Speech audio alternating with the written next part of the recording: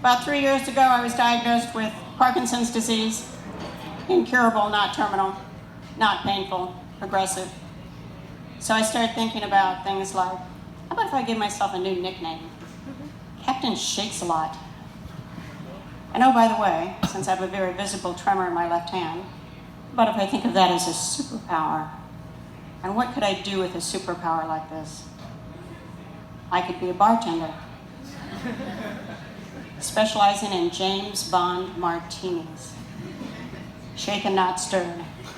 I see we have some James Bond fans in the audience. I could be a graffiti artist.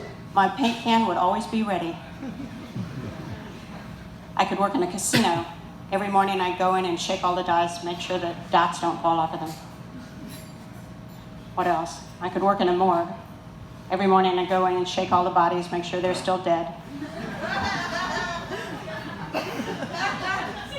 Let's talk about, thank you. Let's talk about culture shock and time. The Bay of Pigs is now a restaurant. The Berlin Wall allows you can buy chunks of the Berlin Wall on Amazon for $24.99. And rickshaws are back in China. Let me set the stage. Back in 1961, 2 years after Cuba fell to a communist regime, some Cuban exiles came to the US, and the US said, we'll help you try and turn over that communist regime. So we planned an invasion at the Bay of Pigs. Now, the invasion failed, but it became synonymous with our efforts to try and get rid of communism, especially so close to our shores. At about the same time, 1961, the Berlin Wall was built right through the middle of Berlin and all around the Berlin, which was in the middle of East Germany. Now, I went to the Berlin Wall, went through Checkpoint Charlie, got on a bus where they made sure that there were no magazines, no newspapers left over from the West as we went into East Germany, East Berlin, because they didn't want the East Berliners to know how the West Berliners lived. And somebody on the bus, one of the Americans on the bus, asked the guide, so why did you build a wall?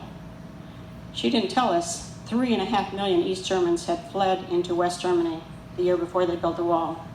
What she did tell us was, well, you can't have a country without people. And they ran mirrors under the bus when we left to make sure no one was hanging onto the struts underneath to try and escape. Now you can go to Amazon and buy a chunk of the wall for $24.99. Came down in 1989. Rickshaws. So I don't know if any of you all here have read The Good Earth by Pearl Buck. It's a story about China at the turn of the century. Rickshaws were everywhere.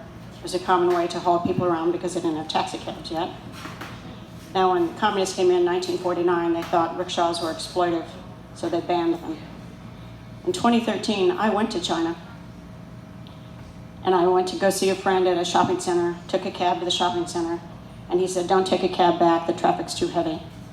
So take the subway. So I took the subway back. He said, the subway stop will let you off about 10 minutes from your hotel. The problem with that was, as soon as I went back up on the street from the subway stop, I had no idea which direction my hotel was in.